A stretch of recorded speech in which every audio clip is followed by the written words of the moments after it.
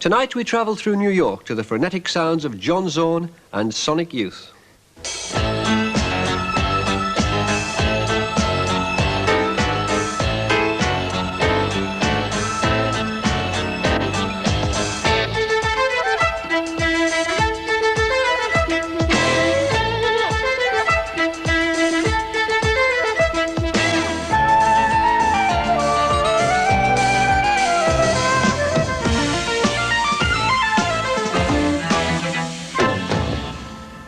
Hello, New York's still one of the richest arts communities in the world, a multi-ethnic cauldron of musical styles and an internationally renowned showcase for the arts in general. In many ways, the esteem associated with success in New York has been strengthened by the increasing odds against achieving it. For the past 50 years, the city has been the home of many highly influential musicians and musical genres. John Cage in the 40s, Ornette Coleman, Miles Davis and Charlie Parker in the 50s. In the 60s, Folk City provided the first performance venue for folk artists like Bob Dylan and Joan Baez, while Max's Kansas City was housing the Velvet Underground. In the 70s, the New York Dolls, Ramones, Patti Smith and Television, and later Blondie and Talking Heads. In the 80s, it's difficult to identify any particular rock avant-garde sound likely to develop into a major movement, as the scene is so fragmented it almost defies definition. Yet from this environment come musicians who, influenced by diverse musical styles, have developed an individual sound and emerged as influential New York artists. Tonight, Put Blood in the Music, a film by New York director Charles Atlas, features John Zorn and the band Sonic Youth. Both Zorn and Sonic Youth are currently riding high. The film, very much a New York artifact, looks at how living in New York influences the music these artists make. You may think that its style and pace reflect the frenetic quality and the self-consciousness of that music and of the city itself. Loud, violent, non-stop energy. Love it. Couldn't live without it.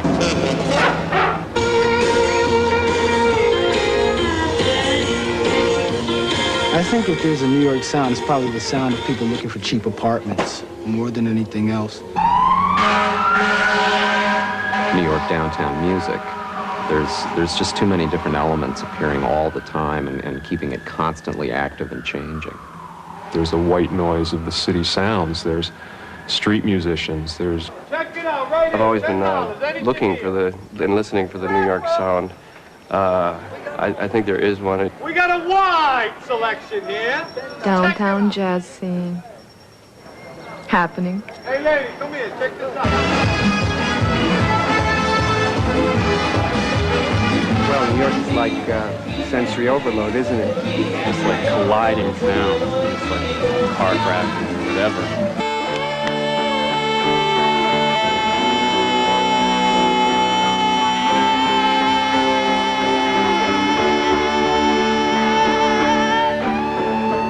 Energy, and anger, and angularity, and tension, and excitement, and frenetic quality and drive.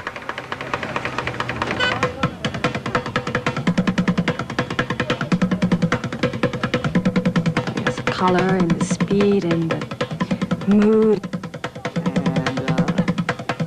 And volume, just sheer volume.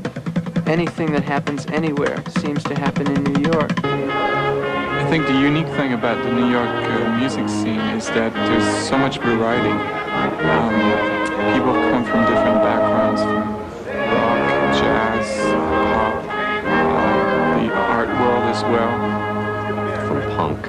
From hardcore, there's new music and world music and basically improvising music. It's hip-hop and Latin disco and a lot of easy listening music, a lot of weird things.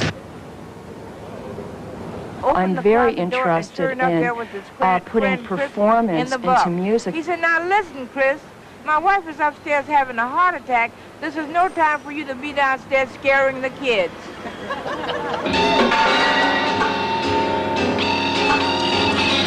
New York Underground. So the music existed best as a live phenomena rather than a recorded phenomena. Leaning right on the edge of the precipice of music theater or opera.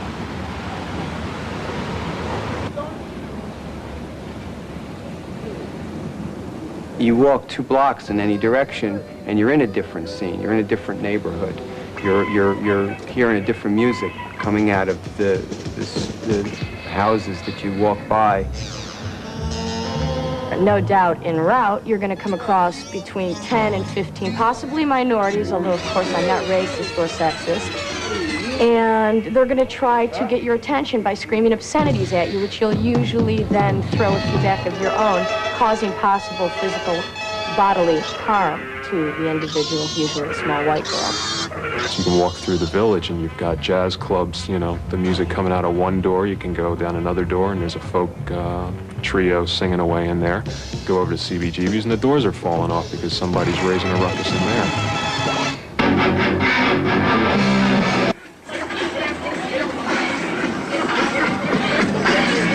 There's such a cacophony of stimuli going on all the time.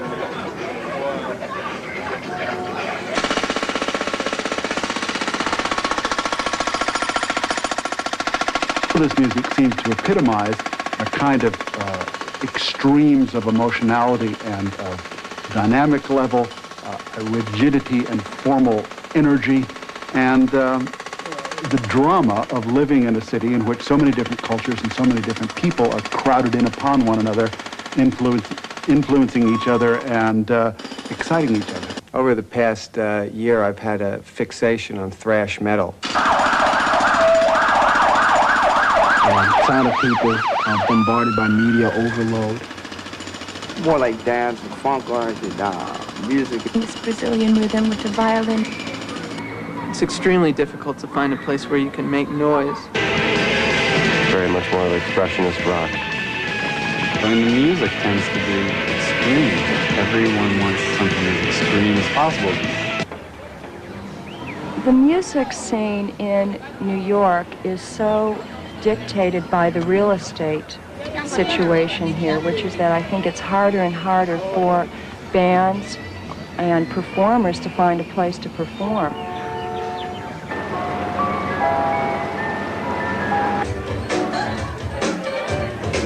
It's saying that anything can be music, and it's like, well, how about this, if anything can be music? Music was a side product of what we were doing, which was expressing anger, frustration, and hatred. No, as far as the intensity of the city, I don't know. Just like I hate it. In the area of experimental music and in the self-conscious interchange between artists and popular musicians, the downtown New York scene is really unique in the United States. Sometimes it's so unique that it produces music that the other parts of the United States find downright weird. Bugs Bunny music. The kind of a trance-based music. Reggae. It's not quickly produced, but it's I dare you to like this kind of music.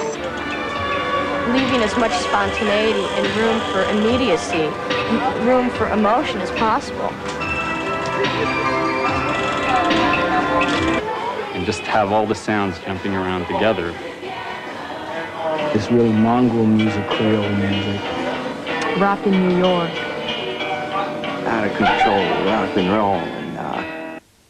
Oh, you are everything, and everything is you. The money that I need to pay the rent and the willingness to take risks. I mean, sort of put the blood in the music. It influences me because it is a filthy place and people consider me a filthy artist. You can't sum up what's going on in this city in a minute or two. You can't sum it up in a paragraph.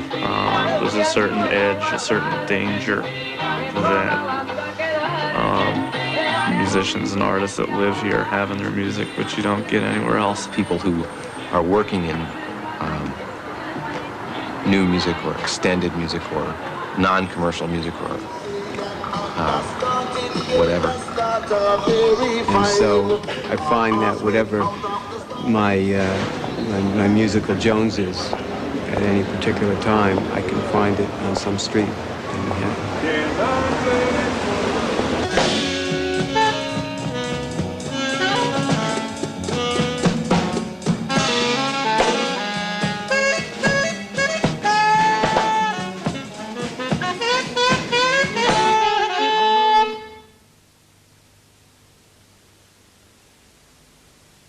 John Zorn.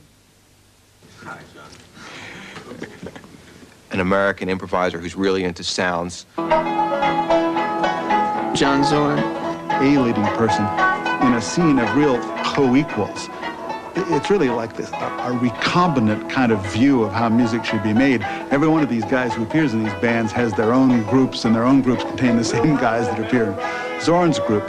Originally, when I saw John perform for the first time, it was obvious that this was the guy who was going to be very important. Changed my way of doing music and seeing music.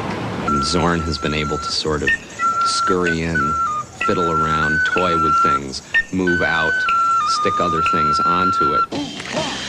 Yeah, John's a musician to me, and his music is really music that can only really come from New York. He's taken elements from Eastern cultures as well as the great American tradition of jazz and blended with more experimental avant-garde modes as well, which has brought to fruition a very, very diversified kind of sound. There's as much variety in his little pinky than in most of the musicians that I know. When I first saw John Zorn live, He was a master musician, woodwind, a saxophone player, and also incorporated a kind of insanity into the music. I just couldn't believe what I saw. He's got a gift for creating literally an orchestra out of so much different material and so many different musicians. It's sort of like kind of a Leonard Bernstein, downtown type. As John Zorn, for instance, who wakes up with music and falls asleep with music.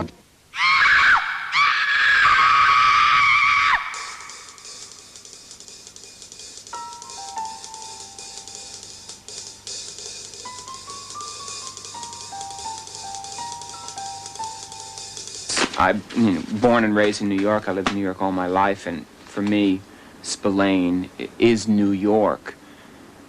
In many ways, he epitomizes the tough detective. In doing an arrangement about Spillane, I researched the subject in detail. I reread a lot of the books. I saw a lot of the films that were made of the books. So in picking him as a subject, I was really picking New York as a subject. And again, I worked on it in moment form, and it came out in a series of images: sleazy stripper, dream scene, bloody murder with a car, stakeout, drinking a cup of coffee, a long wait, etc., etc. Each moment is kind of relates to Spillane in a very specific way. Sometimes it's an image that I took from one of his novels, or a character, or a novel that I try to sum up in one musical moment of 6 seconds long. Sometimes it's just something that might happen in his world. Separate images that I then scored as if I was writing a soundtrack. And then with these separate images, I then began to work on an ordering of them. And I took these cards, each one with a different image and a different musical moment on it, and I began to order it in different ways until I found what I felt was the perfect ordering. And then I went into the studio armed with these cards, which really is what the score amounts to, plus a lot of traditionally notated musical material. I work as a rule in the mornings or whenever I get inspired at a small keyboard, and I just write abstract music down. Sometimes I'll put a mood to it, like if one feels mysterious or romantic or whatever. And later, when I was working on the Spillane file cards, I'd go through it and find a section that I'd think, this should have actual written notation for it. I'd go through some of the music that I've been writing around that time, find something that seemed appropriate, and then when we were in the studio and we got to this card, when it was time to record it, I'd pass sheets out and explain what I wanted. Their input would be very important, and ultimately, the choice of the musicians is essential. My instructions were do your thing. I didn't know the songs. The only thing I had to go by was listening, looking at the other musicians, and especially John Zorn, who would be there, standing in front of my drum kit, wailing on his horn, and gesticulating wildly, occasionally stopping to say, "Go, go," something like that. It was quite an experience, and everyone had a good time. It's really movies is what got me into music, and I think that's where there's a real strong connection between film and music for me. I saw Fantasia and I liked the music, and so when I bought, I liked Mickey Mouse, right? Sorcerer's Apprentice, I bought that. Then I got into Stravinsky, Rite of Spring, and then I saw The Phantom of the Opera with Lon Chaney, and he plays the organ in that movie, you know. So I went and I bought a lot of Bach organ music, and then I heard this record, Cagel, Improvisation Ajoutée, this record here. I bought this when I was about, I guess, 15. It's still marked. I got it at Sam Goody in September for 98 cents. And it was just a really crazy piece with guys screaming and hooting, and it's just something about it that really attracted me. And I remember I was sitting at my friend's house. He really liked the Rolling Stones. And I just bought this record and I said, "You got to hear this. This is great." And we put it on, and he was looking at me like, "Who the hell are you? Are you out of your mind?" And his mother was there, and she was like, you know, going, "Oh my God, take this off." And I don't know, right then at that moment, I think that's when I decided this was the music.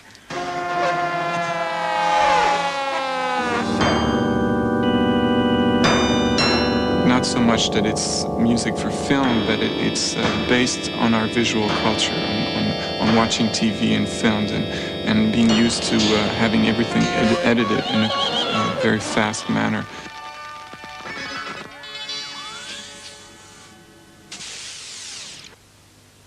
I mean, practically my whole life I was brought up on the tube. My mother used to put me in a laundry basket in front of test patterns to shut me up when I was a kid.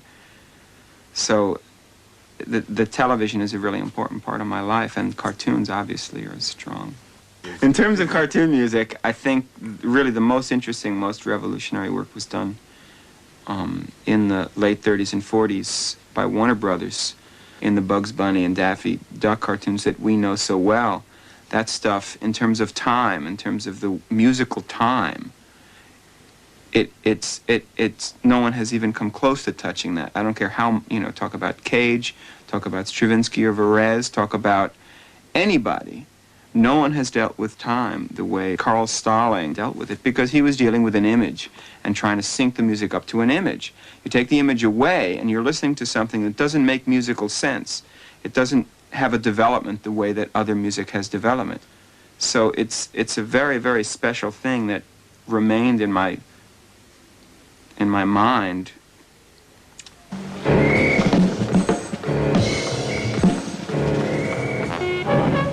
What interests me about Zorn's music is, first of all, that it compares in fascinating ways with the downtown music that just preceded it.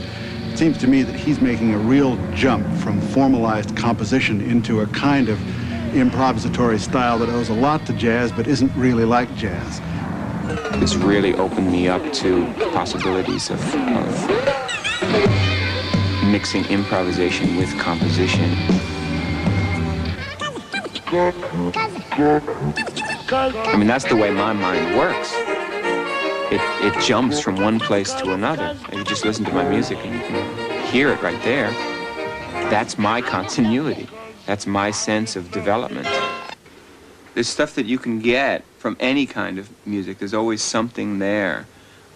Country music, classical music.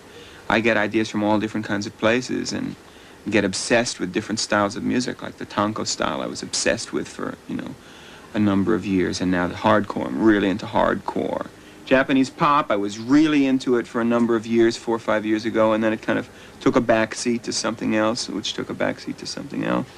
So it's kind of like a constant add-on process. I hear something in my head which is a true mixture of maybe jazz and classical and hardcore, but I haven't really been able to capture it yet in a band situation. Some of the pieces I've written for Naked City come the closest to that. Some of the things that are striking about Zorn's music he shares with rock and jazz. In other words, with rock, the sheer impact that amplification can provide, even for a relatively small group. With jazz, the excitement of improvisatory interchange and the trading back and forth of ideas. And he would, play with Brazilian percussionists, or he would play with, a lot of different, he started playing with some rock people like Ardo, Anton Fier, and just trying his thing with many different people. He opened up a new way of doing music. Should I pick this up? I didn't really know what it was like speaking English until I started speaking Japanese. I didn't know what it was like living in New York until I started living in Tokyo. Japan doesn't have a mix of people so much as the culture itself is very mixed. It's kind of built out of stealing a little bit from here, a little bit from there, a little bit from there. They'll take a rhythm from Latin America, a set of chords from somewhere else, and put their own kind of melody to it, like a Japanese folk melody, or take instruments from around the world and put them all together and see what happens. It's just what they like to do. And it's what I like to do in my music, too, so that there's a real connection.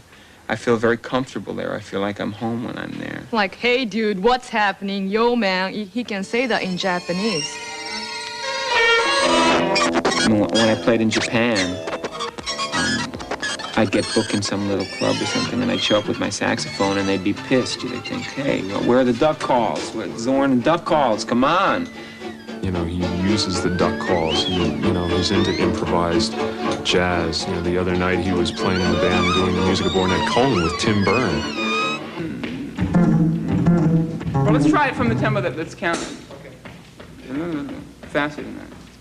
I can't play faster. So either can wait. Don't worry about it. Okay.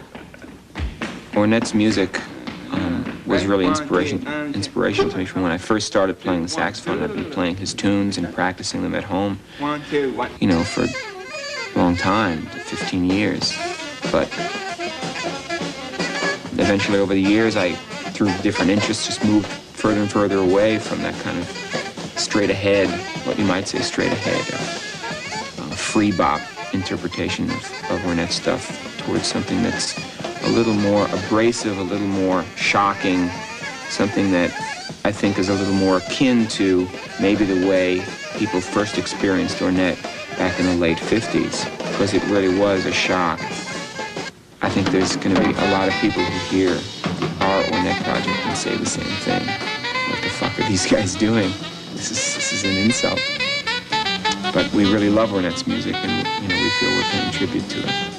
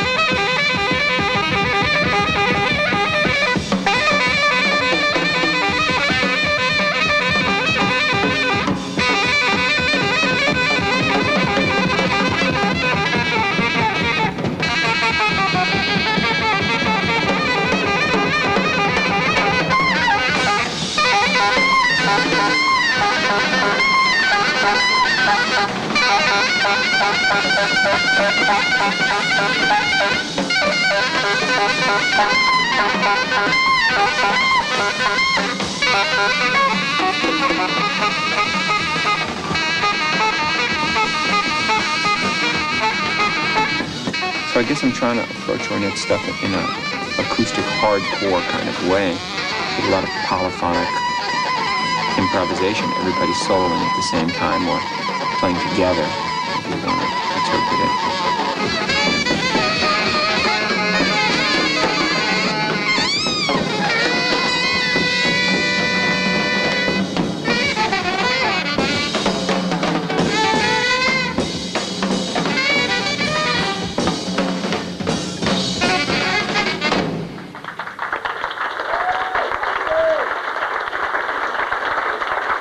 If I was going to make a list of musicians that have been important to me, it would be a mile long. I mean, just look at my record collection, for God's sake. I listen to those records. I better answer that. Oh, okay. Hold on. Yo! Okay, John, we're here. Yeah, well, you're 15 minutes early. I'll be down in 15 minutes. What happened? Ardo made it.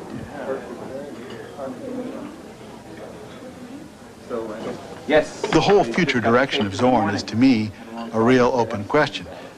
He could have peaked with these works and sort of burn out from here.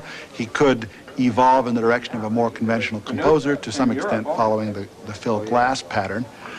Or he could bring his own band structures and use of amplification, use of improvisation, and balance of his own notational systems with all that into the world of conventional instrumentalists, instruments and players, and try to make it, redefine that game on his terms.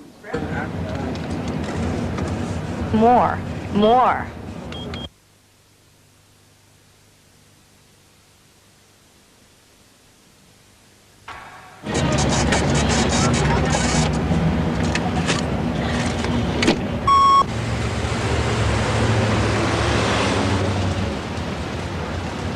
Sometimes you can start to feel like a criminal being a musician in New York. I think it's the duty of musicians and performers is to become more obscene, to become louder, to become more wild, so that they scare the hell out of any of these Upper East Side people that want to move into our neighborhood. When I was first here, I think there was an incredible desire to make some kind of very strong statement. I walked in there and they took the top of my head off. So I've been going there and letting my eardrums bleed a little bit. I mean, you knew the audience was there, you know. There's absolutely no doubt about it. And of course, you wanted to twist the neck off that audience. I mean, it was just... It's really a New York thing. People are really working out their own sound, striving to be original, and constantly creating new stuff. It's almost like you go into rehearsal and jam, and you just want to get out there and play that jam, you know, the next time you play.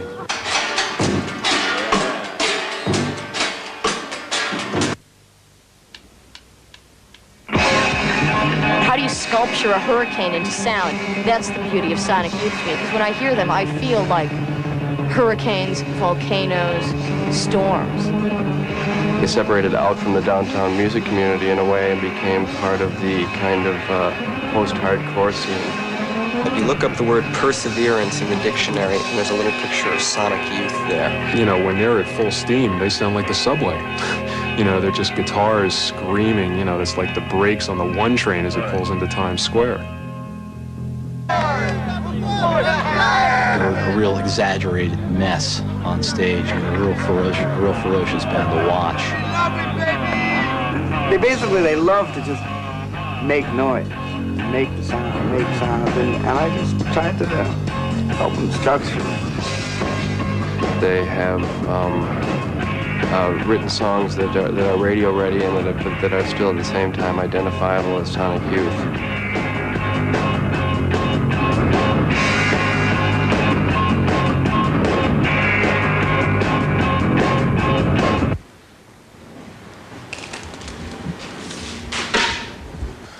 But if you want, bring the camera right in there.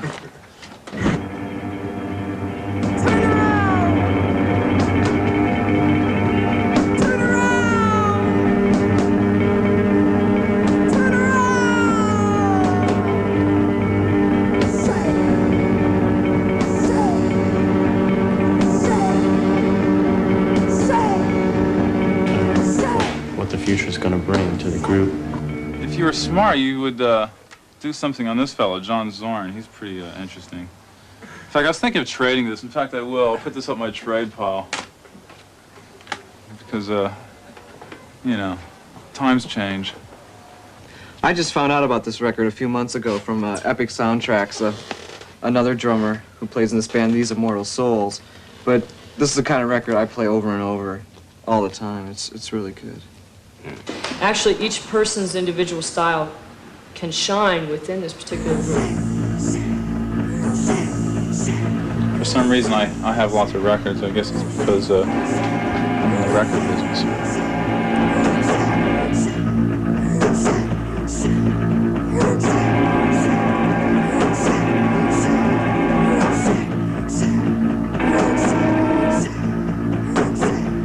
What type of music is it? Style, you know, is it like heavy metal? Is it rock and roll? It's rock. Chaos, chaos. What? Being a New York independent band. Gee. Early We'd on. like to be an LA metal glam band, but it just didn't work out that way. I don't think our music could have started anywhere the same way as in New York, just because of the background of the new wave and no wave and art rock and all that crap. Right. But we don't reflect on like a New York sound anymore, or it's just, it's the four people playing. The group has just finished a long project that in some ways is the beginning of a new path, you might say. You know, maybe I should call Lee while I'm here, because I should discuss some sonic business with him. I don't know. I have a speakerphone, you know, that's always handy. You're kind of a professional music. Lee? Yes? What's going on? Oh, not much. So, have we made any money lately that to speak of? What's going on? Nothing. I just started hanging out. I just sort of wanted to talk sonic business with you for a while. Bullshit. But I just sort of wanted to tell you guys that I'll probably I'm gonna shave my head into a skinhead with a little thin mohawk on top for the next tour. And are you gonna dye it green? I think their influence is more to the extent that now ground has been broken. You don't have to sound like you know, a strictly R&B derived rock and roll band to be successful in the independent scene in America. Yeah. Yeah. Financially, there's depletion, okay? But don't worry about it too much, because you have a very nice money card coming in later on, okay? They don't sell that many records for a really great band, but they're really making the good records, though. Yeah, their time will come. Our sound sort of developed around the idea. When we first got together, it was just pretty much Kim, me, and Lee. And we didn't really own any equipment. We borrowed a couple of guitars from a friend of ours. And they were really, really, really, really, really, really, really crummy guitars. And the only way they sounded good is if we sort of like jammed screwdrivers under the neck and detuned them a certain way and blah, blah, blah, and sort of rewired them and gutted them out, such as this guitar here. And so we started writing songs like that. And we didn't have a drummer. And I think we borrowed a snare drum from somebody and started banging on it. I mean, actually did a couple of gigs that way. And That was one of the reasons why we evolved into having so many guitars, because some guitars that we had early on were only useful for one kind of a thing. You'd string it up a certain way and you'd get like one good thing to come out of it. And so we'd write a song around that guitar, and then for the next song we'd pick up a different guitar and like sort of figure out what it was good for and make a song out of it. At this point it's kind of evolved into different, really different tunings, like for each pair of guitars or whatever. it was kind of weird because we didn't want to be looked at as like a novelty act, like here's the band with the weird tunings and such. And that we never considered it that. Yeah, we never really looked at it that way. To us, we were, you know, a four-piece band that just sort of wanted to kick out the jams and write sort of songs that were kind of, you know, really exciting to us and hopefully to other people.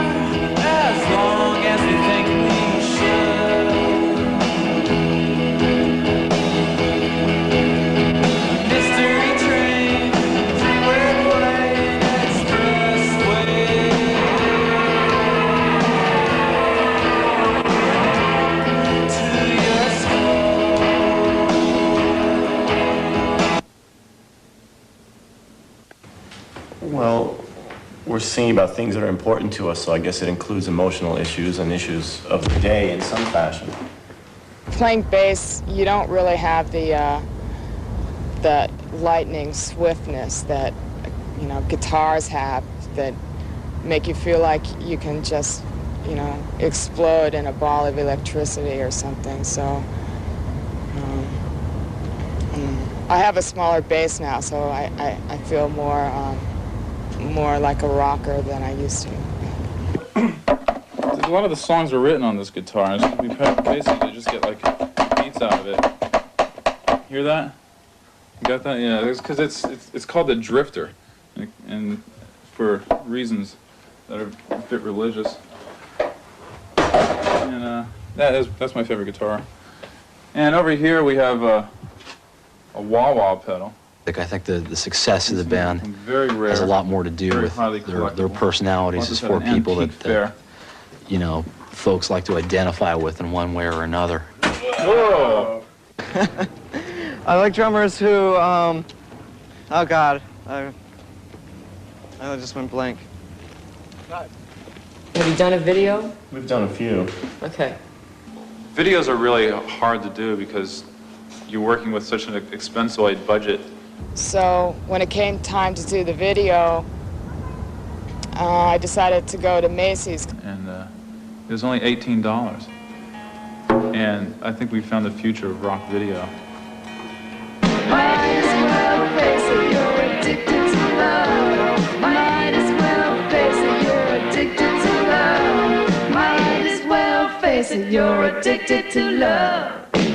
I mean, in a strange way, and they would probably disagree with this, is much closer to a kind of conceptual art than it has anything to do with music. The hybrid position between hardcore and what sounds like between humor and being serious. And that's what's great about it. That's what's interesting. Just like bits and pieces slammed up against each other. Go, man, go! Go!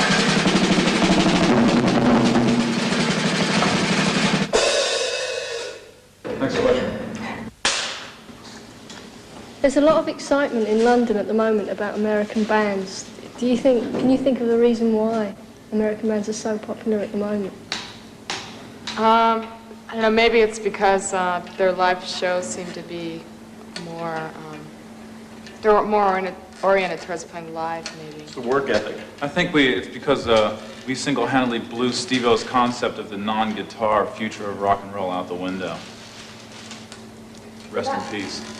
That's really, there's still a lot of people in England who are not kind of into guitar stuff. No.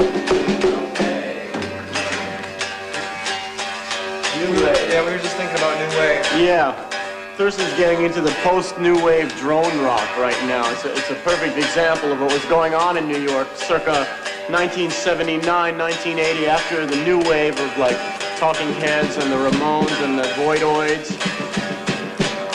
We went through the No Wave where everything was kind of dissonant. You had Teenage Jesus and the Jerks and DNA and the Contortions. And then we got into this kind of new wave drone rock that also influenced us. We had Reese Chatham and we had bRanCA, and we must have had some others, but I'm not really sure who they were right now. But everyone, it seemed like everyone below 14th Street had a guitar, one note, and a heavy pick, and was really just digging in and going at it, just kind of like he's doing right now. And it inspired us to be where we are today.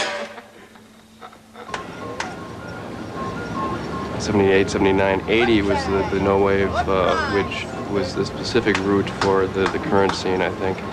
So it was a kind of taking theories from art and applying it to music. The sound of the no wave was very specifically anti-music. Well, they started out in the aftermath of No Wave and bRanCA. A lot of Sonic Youth sort of comes out of that sensibility, which is multiple guitars, strummed ferociously, and we took that style and applied it to pop song forms as opposed to bRanCA. bRanCA was using rock sounds, rock rhythms to create an orchestral music. Sonic Youth sort of refined it even further. Well, Lee worked with my group for a long time, and I loved Lee, and I still do. And he's probably the best musician that's ever played with my group. I mean, he was fantastic, and he's one of the only people who played with my group who really took it unto himself to actually push the music somewhere that I wasn't even. And he was fantastic to play with. And he played with me for a long time, and I think he did pick up some things. There's no doubt about that. And, but I think those things are a very small part of what Sonic Youth does. And, I mean, Thurston played with me for a while, but 100 people have played with me. Very potent slice of history. Yeah, I mean, I don't know if we want to get as theoretical as saying the first piece of rock and roll was the Rite of Spring, you know, that section in Rite of Spring, which is just pure rhythm. We wouldn't. Yeah, they probably wouldn't. Yeah, I mean, I guess the Beach Boys sort of. Yeah, that's probably the West Coast and East Coast thing, is that you really being in tune and very nice and relaxed is really not is fine for the West Coast, but in New York the whole thing is that there's no relaxation and intonation is not important, and there's a lot of street noise stimulation going on. Street noise stimulation. That's a very it's a very good way of putting it. What do you think of all the attention and the importance that the Velvet Underground have for so many people? Or, I mean, do you... It seemed like when I came to New York, I came here to join a street gang, and I sort of did it with the guys in the band, and there was a lot of feeling of revolution. You really had this feeling of us against the world, and we're gonna... And the record companies were really, we thought we were going to stand them on their heads and make avant-garde music and commercial music at the same time.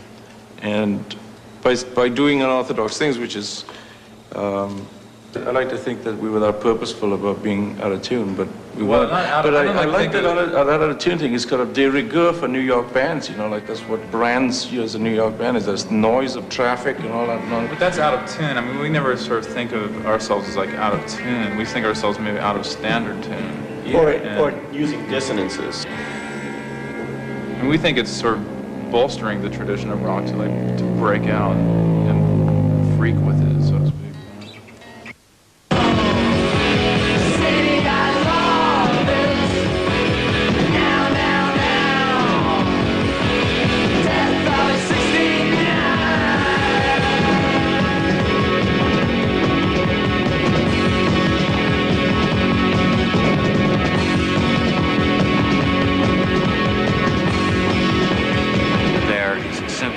No such thing as an establishment for experimental rock in this country. It does not exist. And I can imagine the kind of problem Sonic Youth would be having, but they are working on the case. We're pretty violent. It's a description of a side, right? I mean, our music, other people could say it's very pastoral, or, you know, it has a lot of different things going on in it. We like the violent side of it because it, you know, makes us feel good. I think it's called it's sort of pastoral violence.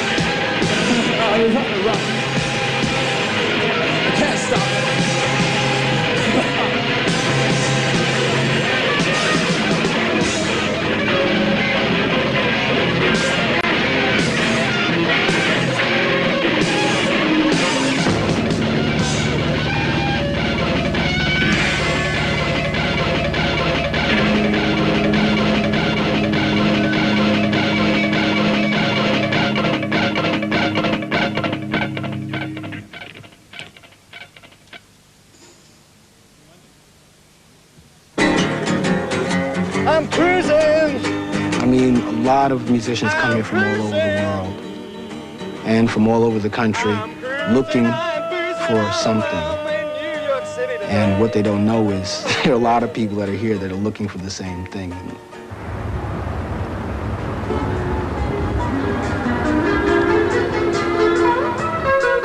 And for me, that's what New York's always been about. Hanging out, 3 o'clock in the morning, some band that I never heard of comes on stage and does something I never seen before. And that's the kind of excitement I don't think I could find anywhere else, which is why I live here and why I hang out here.